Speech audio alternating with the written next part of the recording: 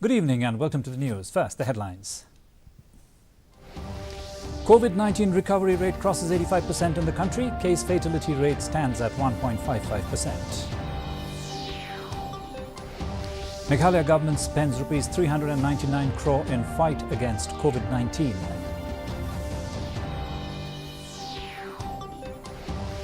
COVID-19 tests to cost money from October 16. Congress demands free testing for permanent citizens.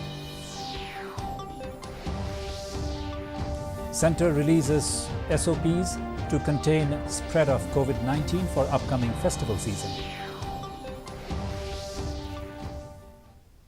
The news in detail. The Union government today said that the country's COVID-19 recovery rate has crossed 85%. More than 82,000 COVID patients recovered during the last 24 hours. The Health Ministry said the total number of recoveries has reached over 57,44,000. This high rate of recoveries has positioned India as the top country globally with maximum number of recovered cases. Meanwhile, the total number of active cases in the country is 907,000, while the case fatality rate is at 1.55%, which is one of the lowest globally. In Meghalaya, 128 new cases were reported with 88 new recoveries. 4,694 patients have recovered so far and 60 fatalities were reported till date. External Affairs Minister Dr. S. Jaishankar held a bilateral meeting with Japanese Foreign Minister Toshimitsu Motegi in Tokyo on Wednesday.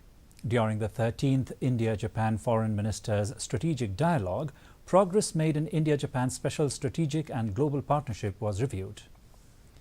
Discussions were also held on maritime security, trade and investment, manufacturing, skill development, connectivity and infrastructure, health and wellness, Indo-Pacific Ocean Initiative and United Nations reforms. Mr. Jaishankar said Mr. Motegi agreed that the strong and enduring partnership between the two countries will play a pivotal role in overcoming challenges posed by COVID-19 pandemic.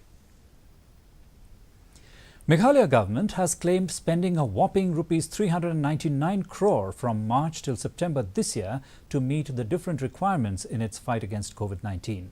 Revealing this on Tuesday, Deputy Chief Minister Prasthant Tinsong listed out the names of the agencies under which money was spent. These include National Health Mission, Director of Health Services, Chief Minister's Special Grant, Chief Minister Relief Fund, PM Care, District Mineral Fund, State Disaster Response Fund and Urban Affairs Department.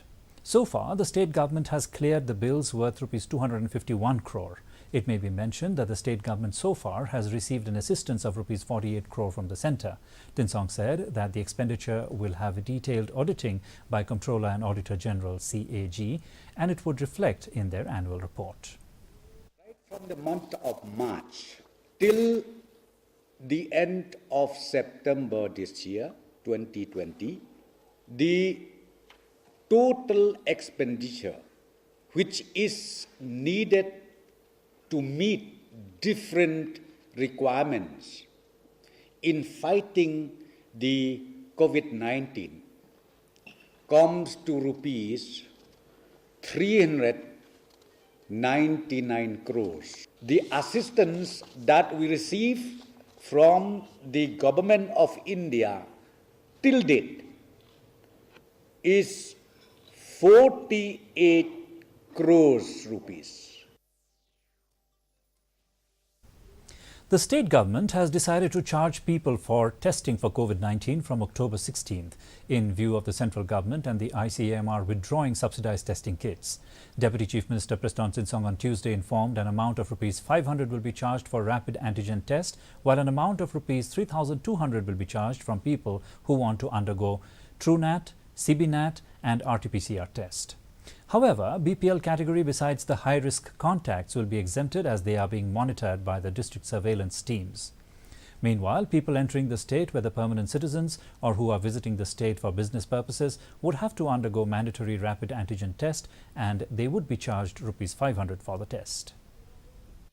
Of individuals while entering the state of Meghalaya, be it a permanent or be it business officials, coming into the state while entering from the respective entry points, antigen test is mandatory. And this antigen test will be on payment basis from 16 of October 2020. And the cost of each antigen test is fixed by the government, rupees 500 per test per person.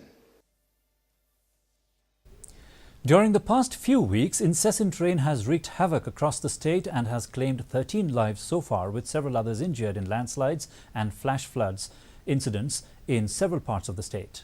In Ribhoi district, incidents of waterlogging triggered by heavy rain were reported. One such incident was reported at the National Highway 6, where the road was said to have turned into a knee-deep pool, causing a lot of inconvenience for the residents of Maudiangom village. It was reported that the waterlogging was caused due to improper drainage system. It may be mentioned that the National Highway Authority of India recently received an amount of Rs 6 crore to construct side drains in Nongpo area to prevent flash flood, but the construction is yet to start. The Meghalaya Congress has on Wednesday urged the state government to exempt the permanent residents of the state from paying for the antigen test on entering the state at the entry-exit points. Congress spokesperson Kennedy Kriem said that those who go out of the state during this crisis usually go for medical treatment or for job interviews. The government had on Tuesday made it mandatory for people entering the state, whether permanent citizens or who are visiting the state for business purposes, to undergo rapid antigen test, and they would be charged Rs 500 per test. We understand and we are concerned that the state government has spent nearly 400 crores to fight this coronavirus, this pandemic, and that is from the government treasury. We are concerned about it. The government is working very hard to fight the coronavirus. But as a concerned citizen, we request the government of Meghalaya, if possible, please let the rapid antigen test be free of cost for the interests of the poor and the people of the state, especially for the permanent resident of the state. Union Health Ministry on Tuesday released standard operating procedures on preventive measures to contain spread of COVID-19 during festivities. The months of October to December are time for festivities that witness gatherings of a large number of people in specific locations for religious worshipping, fairs, rallies, exhibitions and cultural functions. The ministry said to prevent the spread of COVID-19 infection, it is important that necessary preventive measures are followed for such events. Persons above 65 years of age, persons with comorbidities, pregnant women and children below the age of 10 years are advised to stay at home. Festive events will be permitted only outside the containment zones. People residing inside containment zones should be encouraged to observe all festivals inside their homes and not move out. And a quick look at the weather report now. The maximum temperature recorded was 20.7 degrees Celsius, the minimum 17.5 degrees Celsius. Relative humidity in the morning was 96%, while that in the evening fell by 1% to 95%. Just 3.9 millimeters of rainfall was recorded, and the forecast, generally cloudy sky with 1 or 2 spells of rain or thunder showers tomorrow. Well, viewers, that's all we have in this edition of the Bulletin. Join us again tomorrow evening for more news and updates.